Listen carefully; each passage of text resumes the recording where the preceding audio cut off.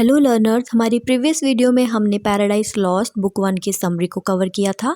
इस वीडियो में हम बुक 2 की स्टोरी को पढ़ेंगे। So let's get started. तो जैसे कि हमने पिछली वीडियो में समझा कि फॉलन एंजल्स ने मिलके पैंडेमोनियम बिल्ड किया which is the capital of hell.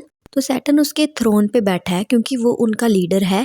वो सभी डिस्कस कर रहे हैं कि अब आगे क्या किया जाए। तो सबसे पहले मलोक ये सजेस्ट करता है कि उन्हें गॉड के अगेंस्ट ओपन वॉर स्टार्ट कर देनी चाहिए। वो कहता है कि हम यहाँ सारी उम्र ही टॉर्चर नहीं हो सकते, इसलिए हमें गॉड से लड़ना होगा अपने हक के लिए। आगे वो कहता है कि हम लोग ऑलरेडी हेल में हैं, इससे ज्यादा गॉड हमें क्या पनिश कर सकते हैं, और अगर हम हार भी गए तो हमारे पास खोने के लिए भी क्या है। तो वो कहता है कि इस तरह हमारा रिवेंज लेना सही है। तो अब बेलियल बोलता है एंड वो मलोक के प्लान को अपोज करता है। वो कहता है कि अगर हमें ये जगह मिल ही गई तो हम शांति से यहाँ पे क्यों नहीं बैठते। अगर हम गॉड से लड़ेंगे तो उन्हें और गुस्सा आएगा और फिर वो हमें और टॉर्चर करेंगे, तो इससे अच्छा है कि चुप करके यहाँ पे बैठा जाए। तो आगे मेमन बोलता है कि अगर हम गॉड से लड़के फोर्सफुली हेवन में एंटर भी कर जाएंगे तो भी हमारे लॉर्ड गॉड ही रहेंगे और हमारी फ्रीडम फिर से ख़त्म हो जाएगी।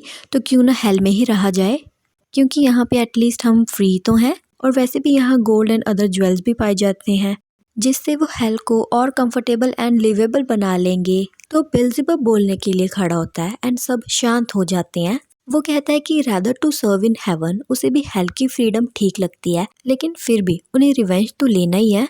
वो कहता है कि गॉड एक न्यू वर्ल्ड क्रिएट कर रहे हैं जहाँ पे एक न्यू रेस रहेगी, मैन। तो गॉड से डायरेक्ट रिवेंज लेने से अच्छा है हम उस न्यू क्रिएशन को ही करप्ट कर दें, उसे डिस्ट्रॉय कर दें।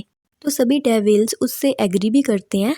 वो सब डिसाइड करते हैं कि हम इस न्यू वर्ल्ड में जाकर रहेंगे, इंसानों को करप्ट करेंगे, ऐसे गॉड को दुख होगा एंड हमारा बदला पूरा होगा। तो यहाँ पे वर्ड आएगा अबिस, जो कि हेल से अर्थ तक का रास्ता है। ये बहुत डिफिकल्ट रास्ता है, यहाँ पे सिर्फ अंधेरा अंधेरा, तो कोई भी डेविल इस रास्ते को पार करने के लिए आगे नहीं आता। तो लास्ट में सैटर्न ही वॉलंटियर करता है क्योंकि वो लीडर है उनका, तो उसी को इस रास्ते को पार करके अर्थ में जाना होगा।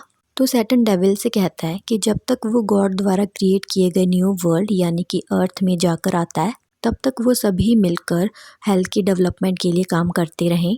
तो ऐसे उनकी मीटिंग खत्म हो जाती है। कुछ डेविल्स अपनी लॉस्ट ग्लोरी के लिए रोते हैं, कुछ अपने आप में जोश भरते हैं एंड कुछ हेल का चक्कर लगा के आते हैं कि यहाँ पे और कौन कौन सी पनिशमेंट है जो उन्हें झेलनी पड़ेंगी।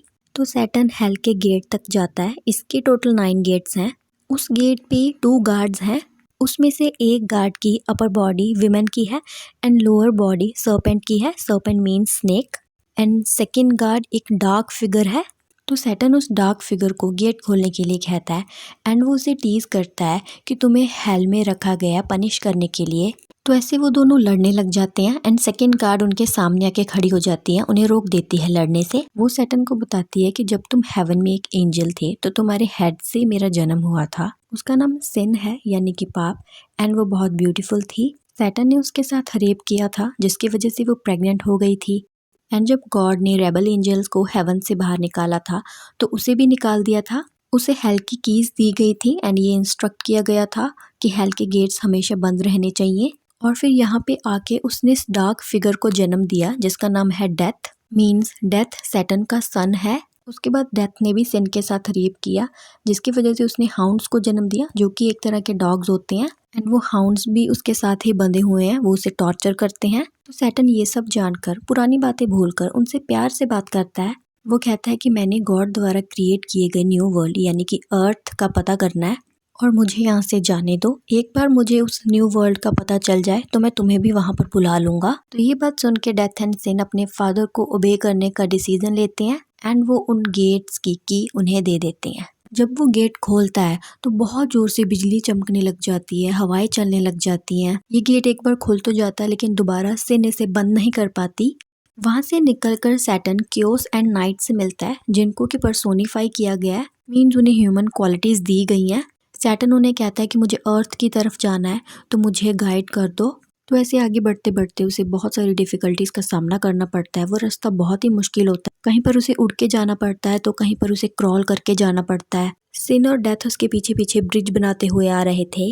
वो ये ब्रिज अर्थ तक बनाएंगे ताकि हेल से अर्थ तक इजीली जाया जा सके। फाइनली सैटर्न को अर्थ मिल जाती है। वो हेल से एक गोल्डन चेन से बंधी हुई है इसे देखकर सैटर्न के मन में रिवेंज की फीलिंग आ जाती है और यहीं पर बुक सेकंड खत्म हो जाती है। कमेंट में मुझे बताना आपको इसकी स्टोरी समझ में आई या नहीं। Till then take care, bye bye.